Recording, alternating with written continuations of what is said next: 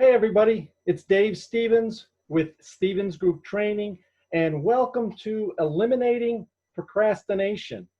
I thought about doing this tomorrow, but that would have been procrastinating, right? So, all right, let's get to the webinar right now.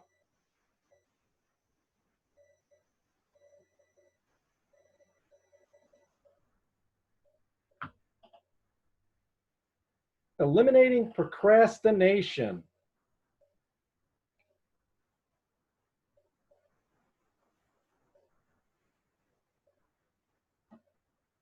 I'm so happy that you're with me here today.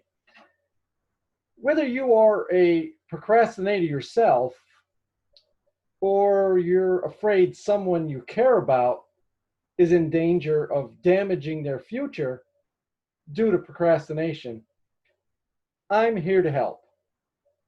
We have a lot to cover today, so let's get started.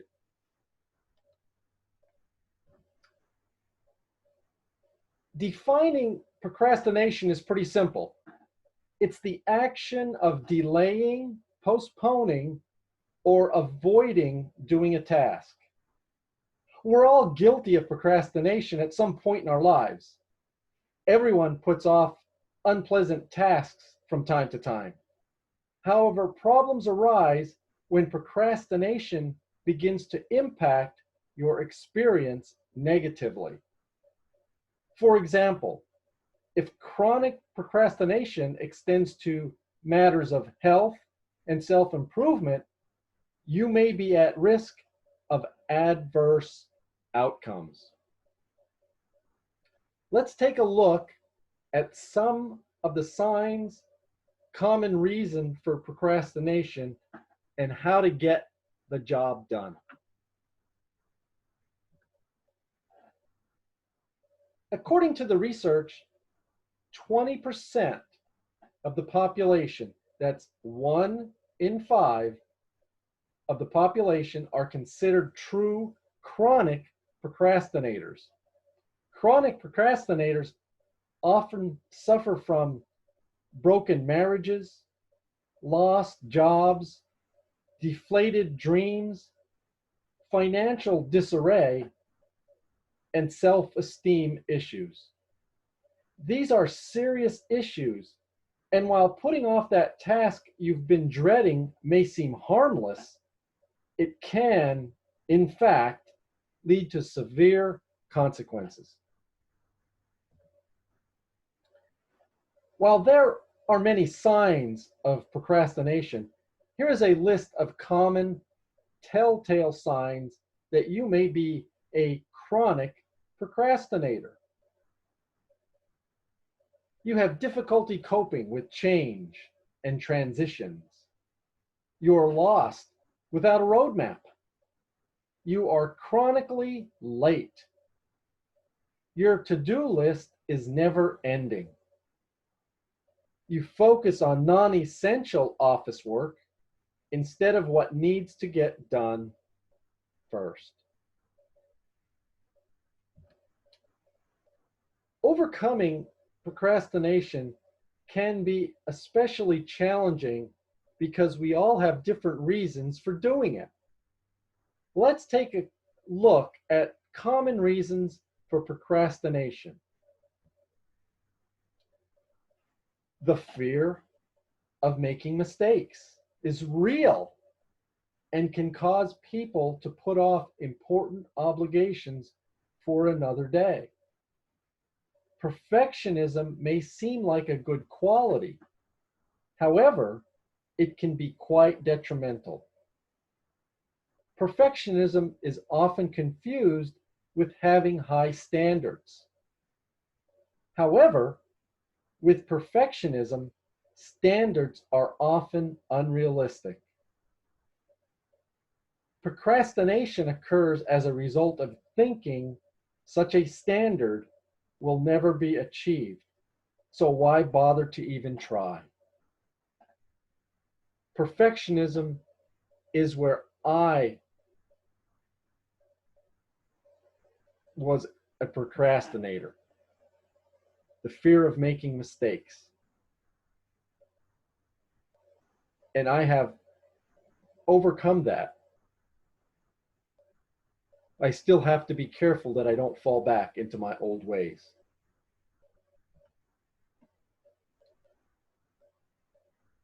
Fear is a deeply rooted cause of procrastination. From the fear of failure to the fear of success, fear can be crippling. For many, the idea of failure can be devastating. This stems from a view of failure as a final result rather than a stepping stone. Failure is seen as a permanent stain on one's reputation, causing self-esteem to take a significant blow every time an objective isn't achieved. Now, that's a lot of pressure. On the flip side, many procrastinators are fearful of success. Success can also create a lot of pressure, with perceived expectations to achieve more and more. The idea of people demanding more of you after you achieve something can cause many to sabotage potential success by procrastinating. Fear is a deeply ingrained emotion and can cause people to procrastinate for different reasons.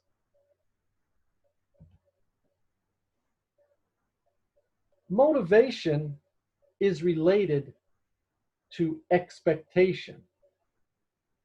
Motivation is related to expectation. Procrastinators often think they must be fully motivated to begin a task. This can be very unrealistic, and in many cases, progress leads to motivation, which cannot be seen until a project is well underway. We're all guilty of delaying or avoiding tasks that we find unappealing. However, if everyone put off the things they didn't want to do, nothing would ever get accomplished. From changing diapers to filing paperwork, there are many jobs we all wish to avoid. But doing so creates more work and heightens our stress of that increasing to-do list.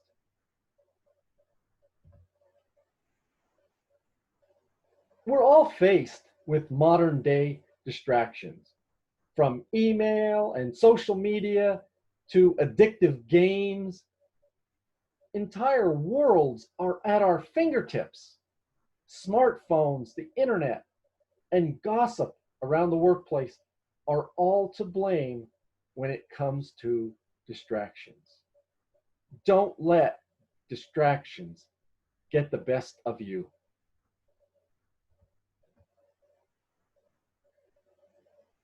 Now that we have a better understanding of common reasons as to why people procrastinate, let's talk about how to overcome those bad habits. If your tendency to procrastinate is related to perfectionism, you may need to consider your mindset. The fear of making mistakes is associated with having a fixed mindset, which is addressed in Carol Dweck's book, Mindset: The New Psychology of Success. In her work, Dweck explains those with a fixed mindset believe that their abilities are set in stone, so they can only focus on their current intelligence or talents, thinking more cannot be developed. This mindset can hinder anyone's ability to grow, learn, and make positive changes. Learn more about your mindset here at mindsetonline.com. That's mindsetonline.com.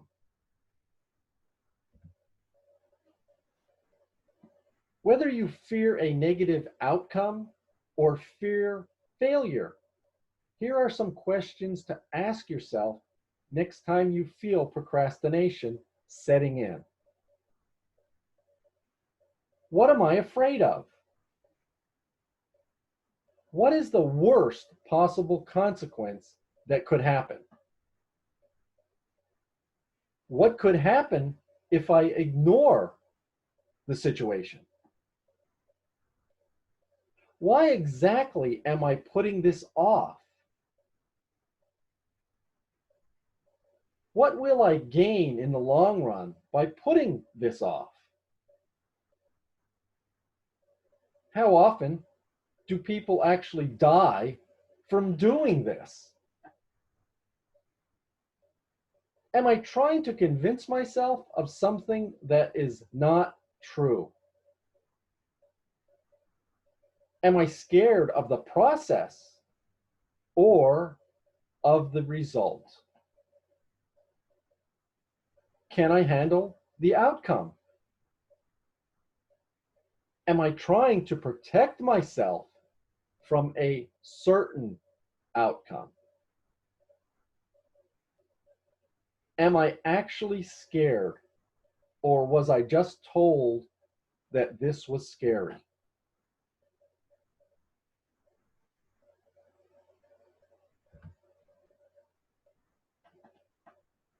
You know that to-do list that keeps on growing? Add specific deadlines to each task. Then you can arrange those tasks in the order that will help you to manage your workload. Having specific deadlines will help you build a sense of momentum and build your confidence as you complete tasks. There was nothing that I enjoyed more than checking off a task in my daily planner, back when I used a daily planner. What I was taught was not to scribble or scratch out the task, put a check mark in front of it. That way you can go back and look at the things you accomplished that day or while you're doing it that day. And that will help you increase your motivation and momentum because you can see the task that you've already done.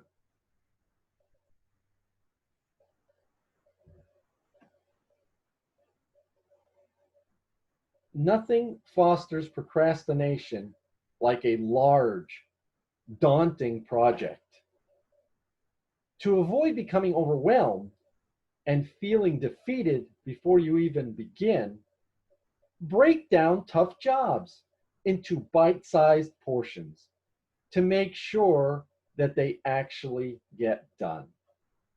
As you complete each small task, you'll feel a sense of accomplishment and begin to see the pieces falling into place as you go along. I'm sure you all have heard the saying, every journey begins with the first step. So take that first small step and get moving.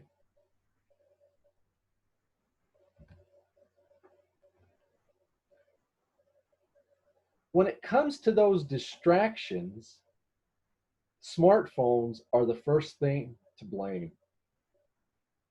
If distractions are the cause of your procrastination, it's crucial to remove any temptation and only think about the task at hand.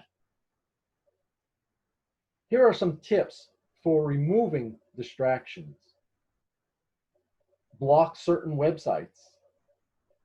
Delete games and apps on your smartphone. Record your temptations and directly address them. Remove yourself from or turn off wireless internet. Put your smartphone on airplane mode. Wear noise canceling headphones. Unplug your router or close your door. One technique I found helpful, not only with distractions, but also on staying focused, is I use a little small kitchen timer and I set it for 60 minutes. This particular timer, and they're cheap, you can get them anywhere. This particular timer beeps when there are 10 minutes left of the 60 minutes. What I do at that point is I stop working on the project that I've been working on and I take a 10-minute break. Then when the timer sounds at the 60-minute mark, then I go back to work. So to recap, I set the timer for 60 minutes. I work as hard as I want to, staying focused for 50 minutes, and then I take a break for 10. But the timer helps me to stay on track, on time, and do whatever you want for that 10 minutes. If you want to go surf the internet or check email, whatever. But then as soon as the timer strikes 60 minutes, it's back to work.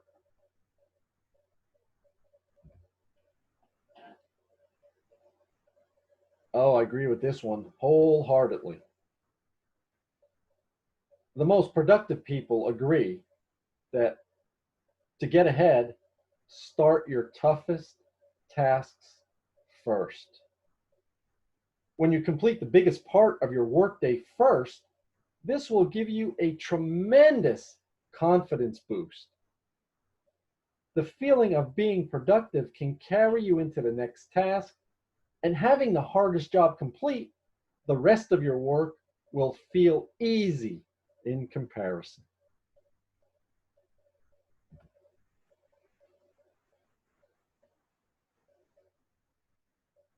This is a great psychological trick. When faced with a task that you just really don't want to do, think of only doing it for 120 seconds becomes manageable. No matter how tough work might be, the idea of facing it head on for only 2 minutes can relieve a ton of pressure. Chances are just getting started is enough to keep you going. If telling yourself you only have to work in 2-minute increments, you're much more likely to dive in. And here's a little secret. Most of the time, you'll continue to work past the 2 minutes once you get that ball rolling. Okay?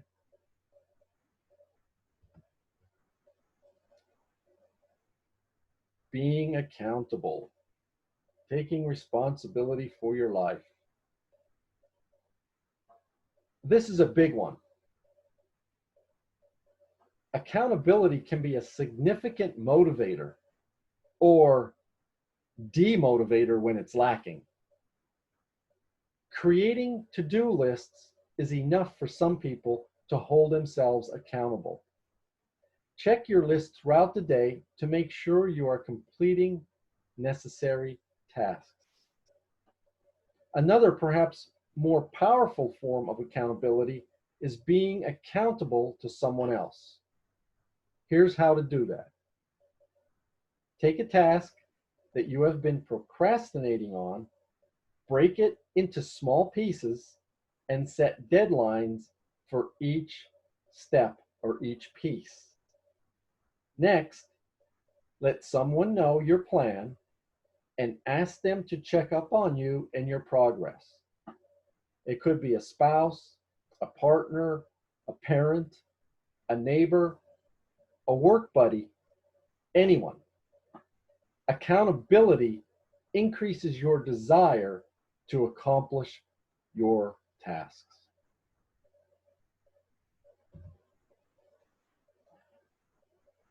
We are all prone to procrastination. It's up to you to determine if your procrastination habits are getting in the way of accomplishing your goals or even harming your health. We come up with all sorts of creative reasons why today just isn't the right time to start or finish X. Too busy, too broke, too stressed, too risky, too uncertain, too inexperienced, too old, too young, too disruptive. Once in a while, those reasons may be valid, but more often than not, they're merely excuses. It's essential to examine your excuse. Ask yourself if it's truly valid or if there is a deeper reason for putting off doing something like fear. Once you identify the why behind your procrastination, you can find the right solution to get you going again.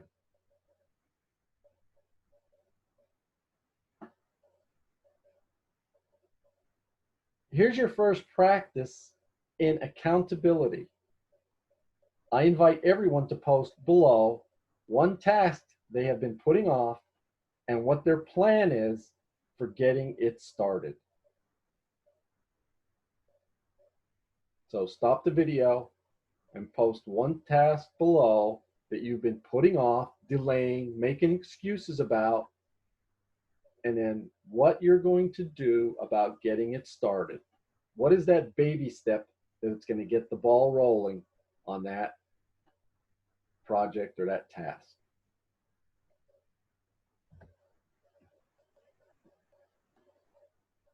Procrastination can be confused with laziness, but as you now know, being lazy has nothing to do with it.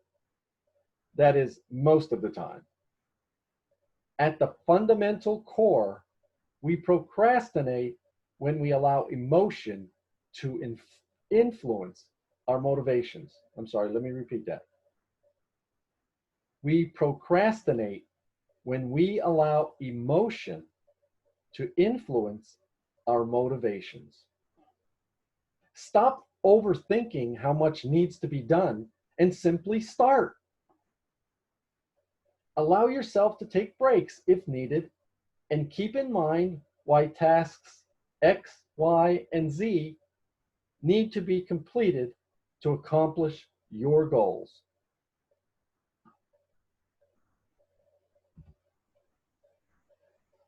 On the next slide, I've put a list of resources that I used to create this webinar for you. Please avail yourself of these excellent resources.